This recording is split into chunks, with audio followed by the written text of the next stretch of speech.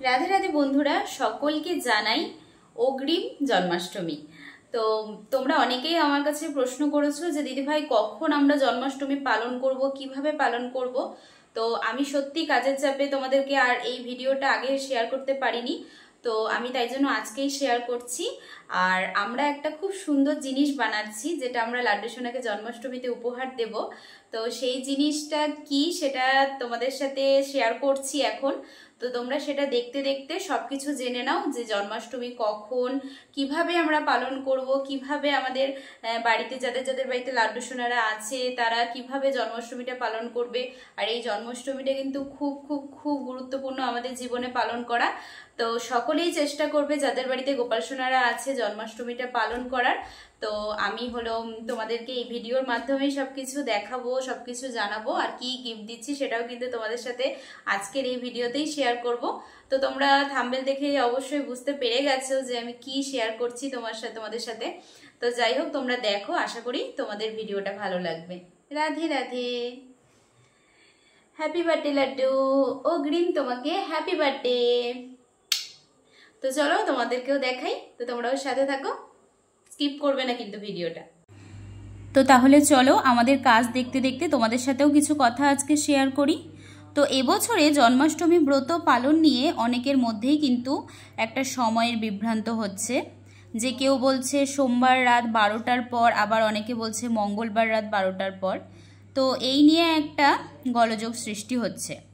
তো আজকের এই ভিডিওতে আমি তোমাদের বলবো যে এবছরের জন্মাষ্টমী যে বিশেষ একটা যোগ হচ্ছে তার একদম সঠিক সময় এবং কখন জন্মাষ্টমী ব্রত পালন করবে তা আমি এই আজকের ভিডিওতেই তোমাদেরকে বলবো।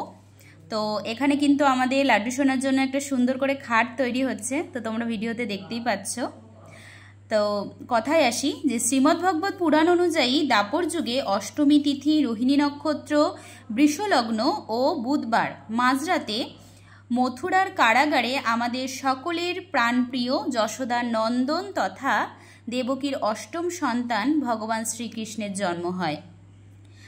তাই মনে রাখবেন, কৃষ্ণের জন্মদিন আমরা মাঝরাতে পালন করি। তবে এবছরের জন্মাষ্টমী শাস্ত্র অনুযায়ী জয়ন্তী যোগে সম্পূর্ণ হচ্ছে, যার জন্য এবছরের ব্রত নিষ্ঠাভাবে করলে অক্ষয় পূর্ণ লাভ করা যায় আর কৃষ্ণের কৃপায় সুখ সমৃদ্ধি লাভ হয়।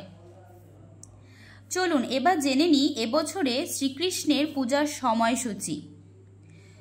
অষ্টমী তিথি শুরু হচ্ছে 26শে আগস্ট ভোর 3টা 40 মিনিট, মানে এই যে রবিবার গেল, রবিবার সোমবারের যে ভোর, সেই ভোর 3টা 40 মিনিটে শুরু হচ্ছে আর শেষ হচ্ছে 27শে আগস্ট রাত 2টা 20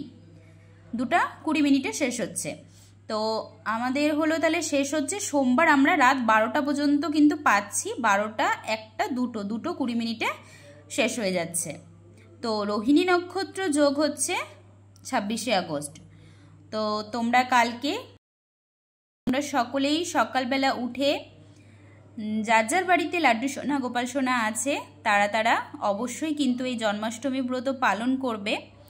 আর প্রথমে সকালবেলা তোমরা লাড্ডু গোপালকে যা ভোগ দেওয়া দিতে পারো, তবে দুপুরবেলা পঞ্চদ্রব্য দিয়ে স্নান করাবে। দুধ, দই, ঘি, মধু আর শর্করা, এই 5টা হলো পঞ্চদ্রব্য। তো এগুলো দিয়ে স্নান করাবে। স্নান করানোর পরে একটা শুদ্ধ বস্ত্র পরাবে, তারপরে তোমাদের যা মনে হবে প্রসাদ দেবে। আর যারা যারা রাত্রি 12টা পর্যন্ত থাকতে পারবে না তারা দুপুরবেলায় দুপুর 12টার মধ্যেই পুজো করে নিতে পারো। তো এখানে পুজোর মধ্যে কিন্তু লাড্ডু সোনাদের প্রিয় ভোগ কিন্তু তালের বড়া, তালের ক্ষীর, লুচি, সুজি এইসব তোমরা অবশ্যই করে দেবে। তো তোমরা রাত্রি 12টার সময়ও পুজো দিতে পারো কিংবা দুপুর 12টায়ও পুজো দিতে পারো, সেটা তোমরা তোমাদের শরীর অনুযায়ী করবে। তবে সকলেই জন্মাষ্টমী পালন করার চেষ্টা করো, কারণ 21টা যে আমাদের একাদশী ব্রত, 21টা একাদশী ব্রতর যে ফল সেটা আমরা একটা জন্মাষ্টমী ব্রত করলেই পাই। তো তাই জন্যই সকলেই জন্মাষ্টমী ব্রত খুব নিষ্ঠাভাবে পালন করো আর সকলেই সুস্থ থেকো, ভালো থাকো। আর এই যে আমাদের সিংহাসন, আমাদের মহারাজের জন্য সিংহাসন কমপ্লিট হয়ে গেছে। তো তোমাদের আমাদের মহারাজের জন্য সিংহাসন কেমন লাগলো অবশ্যই কমেন্টে জানাবে। আর কালকে আমাদের মহারাজ এই সিংহাসনে বসবে, তো কালকের ভিডিওটা তোমাদের সঙ্গে কালকেই শেয়ার করব। তো এই যে লাড্ডু সোনারা ওখানে বসে আছে। তো সকলেই সুস্থ থাকবে, ভালো থাকবে। সকলকে জানাই রাধে রাধে, শুভ জন্মাষ্টমী। সকলেই সুস্থ থেকো। হরে কৃষ্ণ।